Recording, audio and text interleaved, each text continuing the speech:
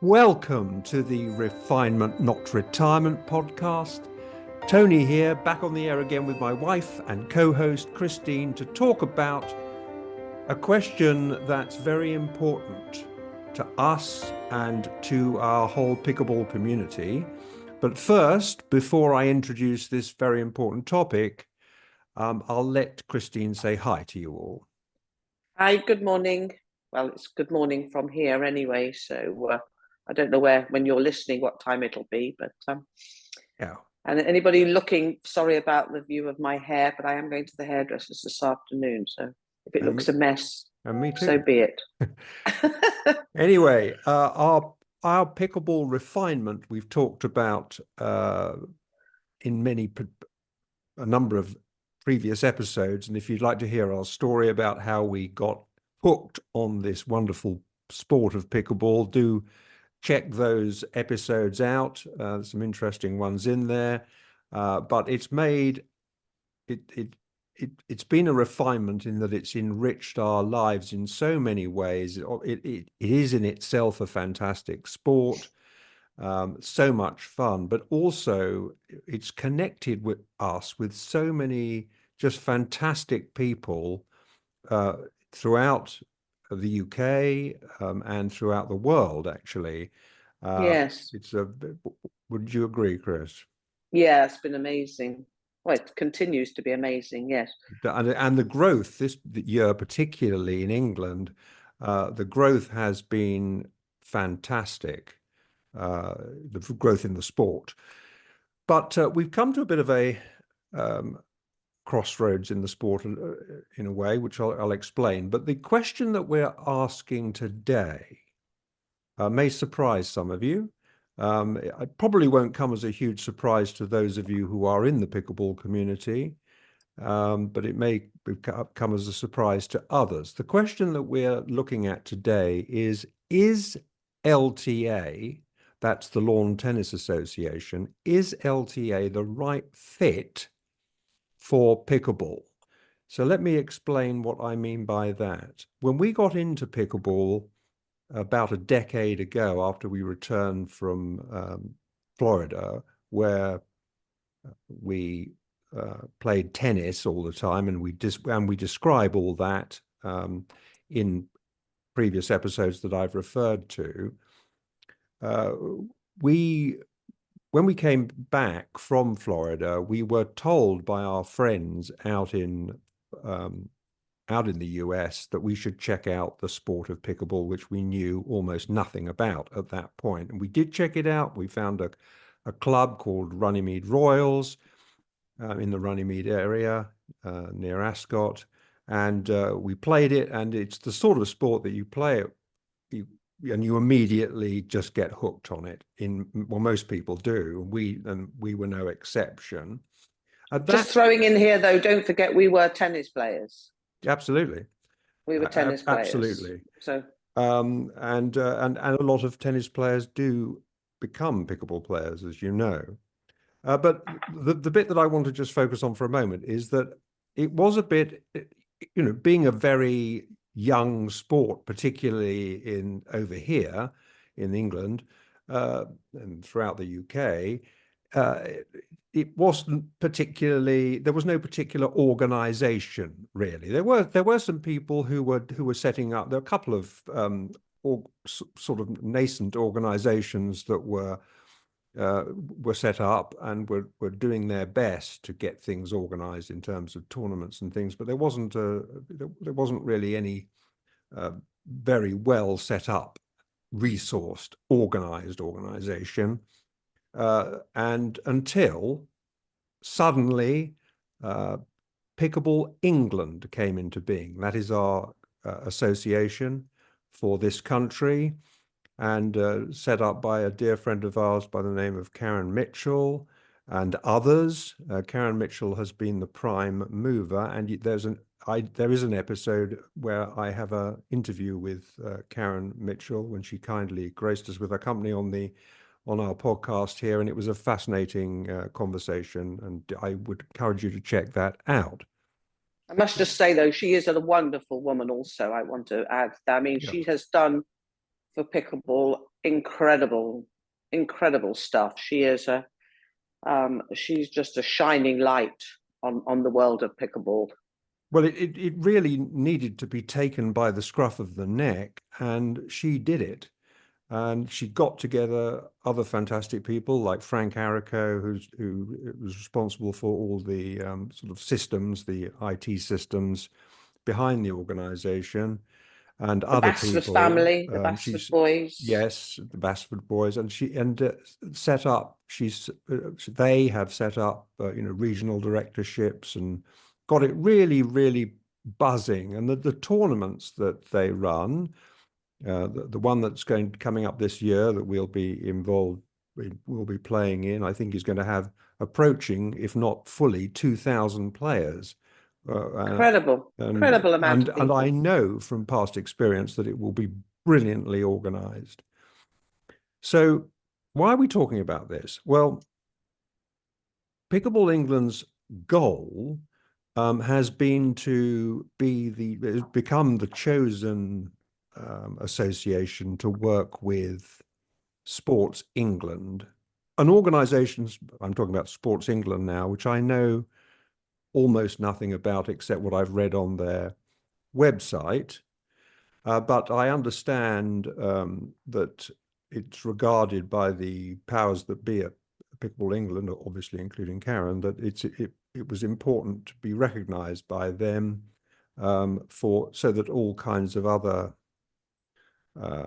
resources would become available to pickleball clubs throughout the country, and that all sounds great. And they work so hard to build up a very impressive membership, both amongst individual people and clubs and groups throughout the country. There's a pickleball locator site there, which is so helpful to anyone wanting to take up the sport and find where they can play it locally.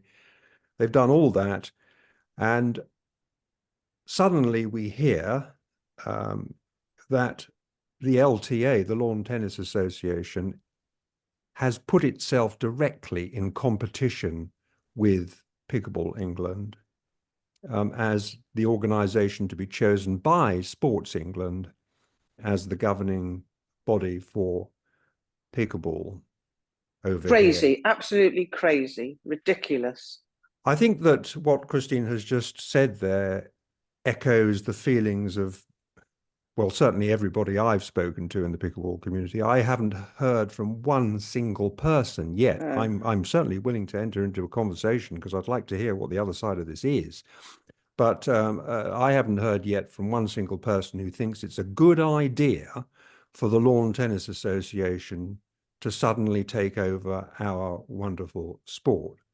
Well, it's outrageous. They know nothing about it. They've never been interested.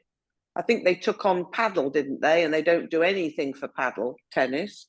They're just Well, I just want to, interested in themselves, I'm afraid. I just want to temper that slightly because I don't think either of us can say that we have direct knowledge of paddle, but we have heard and read that the paddle tennis people who are now supposedly under the wing of the Lawn Tennis Association don't think that they've had very much done for them, but I can't say for certain that that's the case.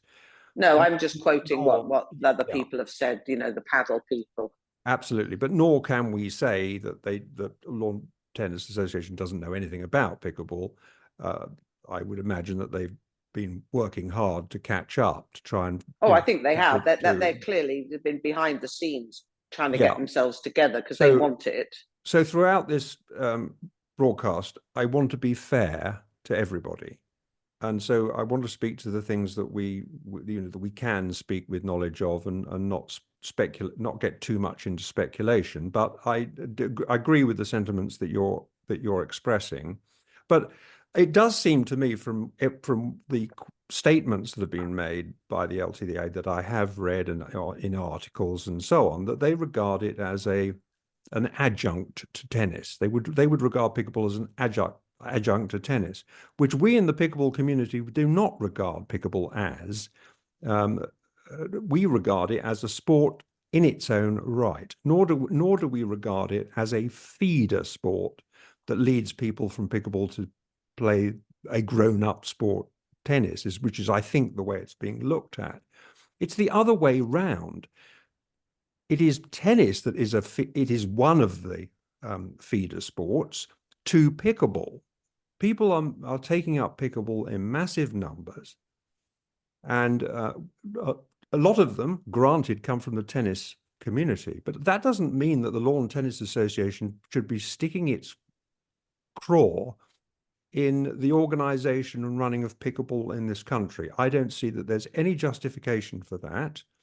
And I would like to know, because it's in the tea leaves, apparently, from what I'm hearing, that Sports England might be getting into bed, if I can put it that way, might be deciding, although a formal decision has not yet been made as I understand it, but maybe deciding or tending towards getting into bed with the LTA and not with Pickleball England. And if that is the case, I would like to know, whether or not it is the case, I would like to know, and I've emailed Sports England about this, what steps Sports England is taking or has taken in terms of reaching out to our pickleball playing community, the grassroots members, to ask their opinion on this. Why are Yes, these that's a things good going point. on in the background without us hearing about any of these deliberations or being consulted? That seems to me undemocratic and wrong. So I hope I'm going to get, I have had a couple of acknowledgements, which is a good first sign, since I've only just emailed them about it. But one of them says that we don't answer things for 5 working days, which is really 2 weeks, which I don't think is particularly responsive. It's an important matter, and it deserves urgent attention, since I believe there is a meeting coming up in the not too distant future to make this decision. I don't know, that's what I've heard. So that's how we're feeling about this thing. Now, what I hope is not the case is that Sports England is an impersonal organization like the LTA is. We've had dealings with the LTA over in one way or another for a lot of years. I mean, we were big tennis players, as Christian has pointed out. We were big tennis players when we lived seasonally in Florida. We played there pretty much every day, if not every day. And what we loved was being involved in the inter-club competitions, tournaments that went on over there. And we used to run teams, Christian and I. And what was great was the way we lived in a county called Collier, and they had their own tennis association account. So we played county tennis over there. And it was just wonderful the way they and the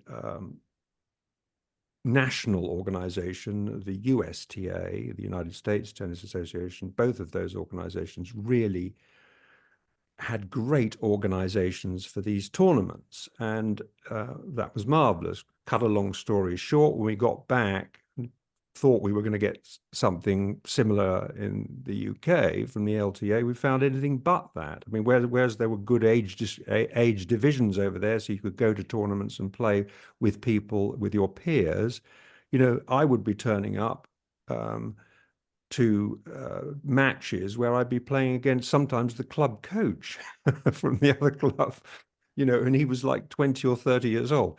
So there Well, they wasn't. didn't have any ratings, did they? No, And I well, don't they think do I have don't think our ratings. do No, they do. they? Yeah, they do have ratings, but it's much more complicated than they have over there. And in fact, the pickleball organization over in the United States has adopted the same rating system that the USTA, the Tennis Association over there, used, because it's so simple and clear. And we use that same rating system internationally in pickleball. I won't go into the details of that here because it's not really appropriate. But we didn't think that was we didn't think it was anywhere near as good, and there wasn't the personal. You couldn't sort of deal with people on a personal level that I found anyway. And so, you know, what we're really saying is, what the heck, perhaps in stronger words than that, what the heck has a tennis association got to do with pickleball? It really, we feel, does not have anything to do. And why are the LTA fit for pickleball? Not sure why they're interested either, other than well, I the can see why they're feedings. interested. It's an enormously great, you know, there's such great take up that they would Oh, see, right, I yes, think from they the would have pound growth. signs in their eyes because they are very driven by money. But if you think about what they've done with tennis, I mean, even if you look around the country, if you drive across France or Spain or wherever, you know, there are good tennis facilities in every village. Here, you drive past tennis courts, and they're very often in a terrible state of disrepair because they're not being used, they're not being resourced, the thing isn't being organized well. So I don't. So I think they're the last people that should really be getting their getting themselves involved in a sport that is new to them. I see that they're doing all kinds of catch up on their website, probably employing graduates to take the rules off another website and put them on, you know, the pickleball rules to show that they have some kind of grounding in this. And I wonder if, you know, I hope it's not the case, but I wonder if Sports England and the LTA are like birds of a feather flocking together, big organizations, big sort of Quango style organizations, that are just going to deal with one another or get into bed with one another because they are birds of a feather. Whereas you've got this beautifully organized, passionate organization, Pickleball England, who are, as far as I'm aware, loved by players throughout the land. Why would they choose the LTA, the Tennis Association, over Pickleball England? It's beyond me. I hope they don't do it, but that's what I'm hearing might happen.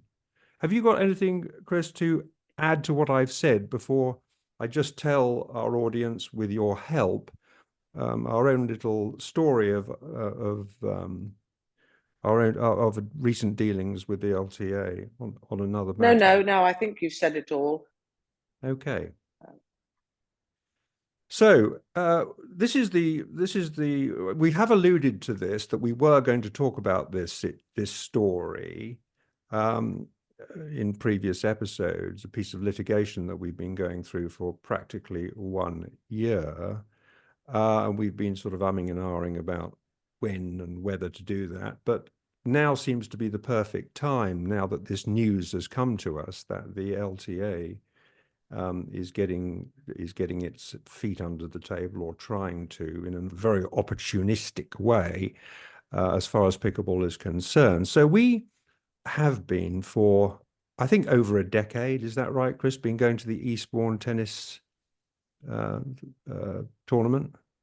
Yes, I think it's probably more like 15 years actually. But Okay. Well, for anyway, a very long, very long yes, time. a long time, definitely Um, over a decade. we were Yeah. lucky enough to become season ticket holders for the Eastbourne lawn tennis it's one of the Wimbledon warm-up tournaments, and we went there once, but before we were season ticket holders, and fell in love with it. Really, I mean, the ground there at Devonshire Park is a beautiful park, and it's a very intimate tournament. And we managed to get season tickets, which means that we could buy tickets for the whole week, and sitting in great seats. We managed to get 2 seats right opposite the umpire's chair in the front row. We sat with the same people year in, year out, because they were all season tickets, or nearly all of them were season tickets around us. So we got to know them very well. Lovely little community of people that we shared this 1 week experience with each year. And we would rent accommodation for the entire week because we loved seeing every day of the story unfold of the tournament, from the first Saturday to the final Saturday. And two of our favorite days, actually, the first 2 days, where you can see some really tremendous qualifying matches. So And lovely restaurants. Just we used of to go course, to all the restaurants where all the players went, and yeah, I'm go- yeah, you'd sit a long time and have aside and have dinner with the with the players. And I remember you getting into conversations with what was it, Radzvanka once, or I can't remember her name yes, last time. Radwanska, But yeah. we would, we'd get involved with conversations with the players and with the tennis journalists and the commentators. So it was really fantastic fun. So last year of course there was a break for COVID, but last year we were able to do the same thing, get season tickets for the entire week. We had our tickets issued for every single day. And when we got there for the first weekend, we found that the LTA had kept closed, I should say, the centre court, the very court that we had purchased tickets for. So we thought that was a bit weird. And what was happening is that because that court was closed, all the people there, not only the people who had bought centre court tickets, but people who had tickets for the grounds and for other outside courts, were all competing now for the matches that had been condensed onto the other courts, whereas the centre court, of course, has a big capacity. And we tried to get seats, and it just became impossible. We couldn't find seats. We queued up for seats. I won't bore you with the details of that story, but it was very unpleasant because people were getting quite angry, and Well, there people was a were court. Just lining let me up. just throw in, yeah, just let me Carry throw on, in yeah. that the size of the court that was open because they closed centre court, which had 3 or 4 times the capacity of people that sat in it, were all pushed into one court, which of course was a minute amount, hundreds compared to thousands of people. Hence the nightmare of not being able to get in. So we went and complained, and we spoke to a very pleasant woman, and she said, "Well," she said, and that this was on the Sunday, because we sort of gave up on the Saturday after our journey down, and we knew that we weren't getting anywhere. We thought we'll come back the next day and hopefully things will improve. But no, the court was, and there was no explanation, no notice for keeping the centre court closed. It looked beautiful. I saw it through the archways, and it looked absolutely beautiful and ready for play. And we couldn't get any explanation from anybody. So we went into the office. We spoke to this very pleasant young woman who, she couldn't, well, first of all, she couldn't or wouldn't give us any contact information from anyone that we could email, but she said she would email, and she would pass the message, pass our complaint on.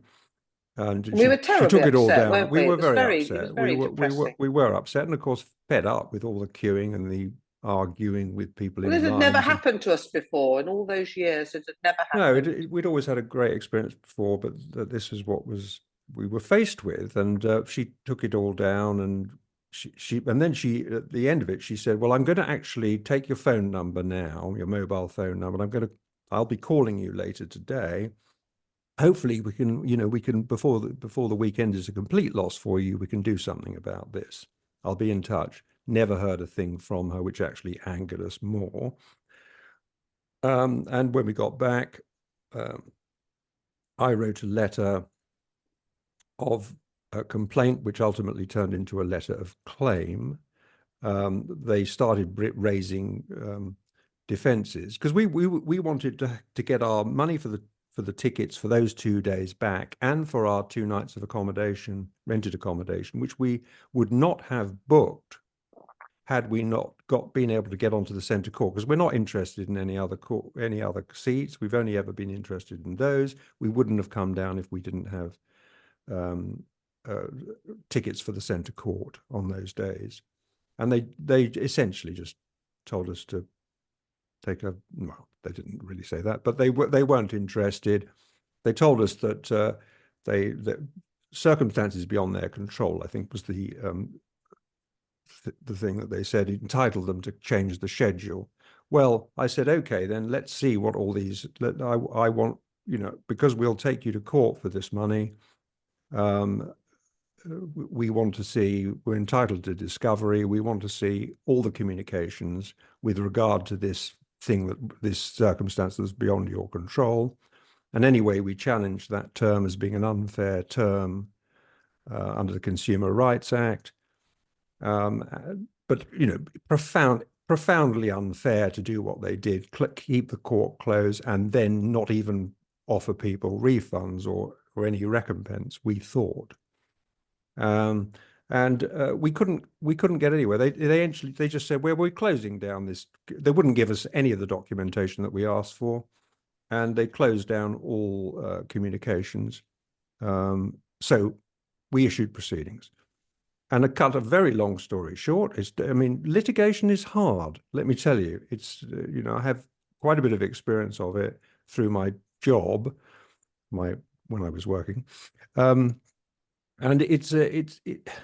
we certainly didn't do this litigation for the money. I can tell you that, because it's in the scheme of things, it's a small amount of money, but for the principle, just to be treated in this way. And it wasn't as if we could even ever speak to anybody. They're an organization that likes to put LTA legal team at the bottom of every email, and you can't actually speak to anybody. They don't want to engage. I know why they didn't want to engage, or at least I strongly suspect, in my opinion, they didn't want to engage because they knew they had a weak case.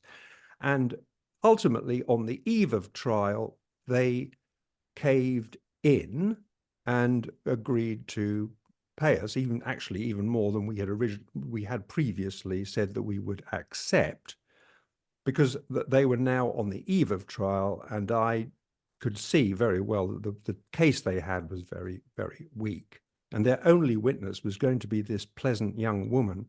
And I suspect, I don't know, but I suspect that she would quite reluctant to come to court, because I would have cross-examined her, and I don't think it would have looked very pretty. And then their whole case was not an edifying case. But they settled, and okay, credit to them for doing that, but they put us through a lot of time and stress completely unnecessarily. And they ended up caving in, but then they tried, what they tried to do then? They tried to impose a gagging provision in the settlement. They wanted to silence us. And even though we'd been offered what we wanted, we weren't prepared to enter into a gagging provision, because we're surrounded by, for many reasons, but for one reason, we're surrounded by a lot of friends, as I've said to you, in the seating area that we've got to know very, very well, many of whom were complaining also. But they felt that they couldn't get anywhere. And because of the way the LTA have this sort of standoffish, don't speak to anyone, don't want to speak to anyone approach. And we feel that we want to be able to share our story with those friends, but now we share it here because of what is happening in our new sport. A lot of people on in our listener community are interested in, I know from previous episodes of things that I've talked about on claims in court and so on, are interested in that in detail. I'm not going into the detail of that, but I'm perfectly prepared to, and depending on what feedback we get, I might do a separate episode on that to walk you through exactly what happened. I think no doubt the LTA would say that they just settled to get rid of us, but well, that may be true. They may have done, but I think they had in my opinion, they had an exceedingly bad case, and I think that's why they settled. But they will have a different view, and no doubt would say something different. And if they want to, they're welcome to come on and we can debate it. I'm perfectly happy to do so. But want people to know how they behaved, because I think it's important, particularly to understand in this situation with pickleball, that people understand what kind of organization they are. And I don't think they would come out of this story at all well. So that's all I have to say on that from my point of view. Chris, please, I know I've talked far more than you this time, but I'm sure you've got things to say, and you always say them so well. So why don't you have a go now? Well, all I would say really is, and I start getting quite emotional, as I always do, as you know, with these things. We have decided no longer to purchase our season tickets because of this experience. So it is an end of an era for us. It's sadly, our many years of happiness have come to an end.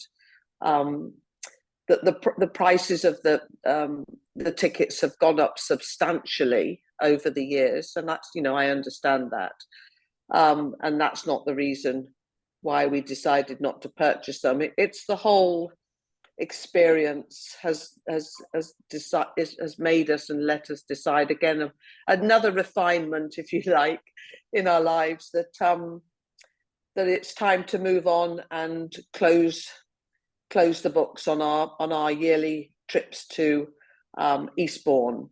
So there is a sadness in that. We'll miss our friends there, won't we? We really will. We'll miss our friends. We'd arrive and we would go, oh, hello, hello. We'd be chatting away. And it's like we'd only see them once a year, or we'd have a drink together and just catch up on everybody's own lives for the year. It's a great little community around our seating area. But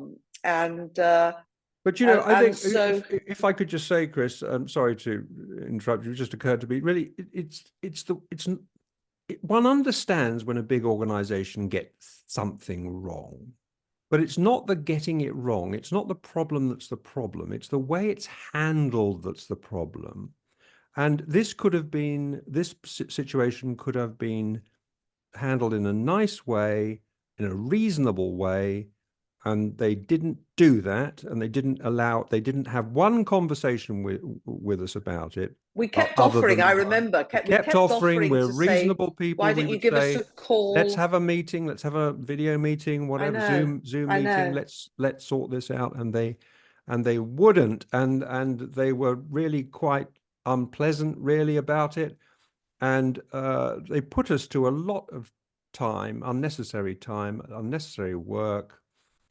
And that, I think, left us with just a bitter feeling about it, and that's why we wouldn't want to, even though we love it there, we wouldn't want to give them any more money. And I certainly don't want to give them any more. I certainly don't want to give them any more money in connection with pickleball, which I think they have no business being involved in. Anyway, carry on. I know, but I was going to say it's more than that. I mean, it could have been. Look, we're really sorry. We did what we did, but hey, we'll make it up to you. You've been loyal to this, to this tournament for 15 years. Here's a couple of complimentary tickets for the year. For the week. Well, they could have done. They could have done all kinds of things. Yeah, but that would have cost them nothing, really, in the scheme of things. The amount of money they make.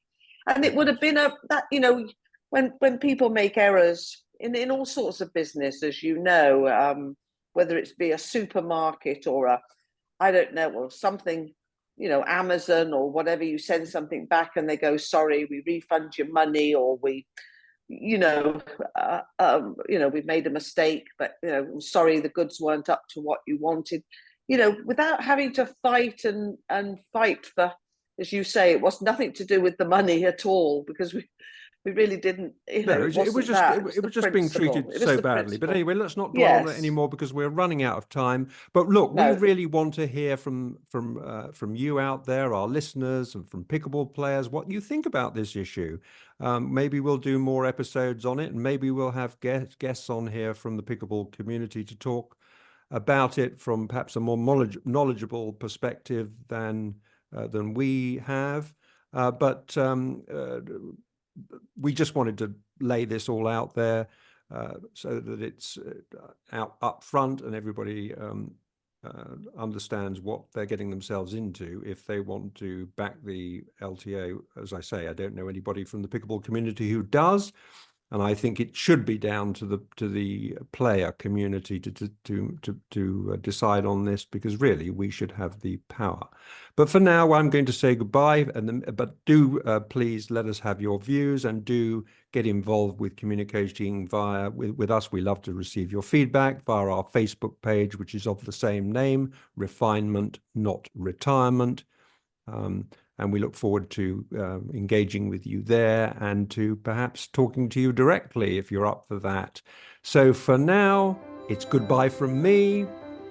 And it's goodbye from me, and a goodbye to all our fellow friends in Eastbourne. Absolutely. And I hope you have a great time. Very good. Thanks, Chris. Bye for now, everyone. Bye-bye. Bye.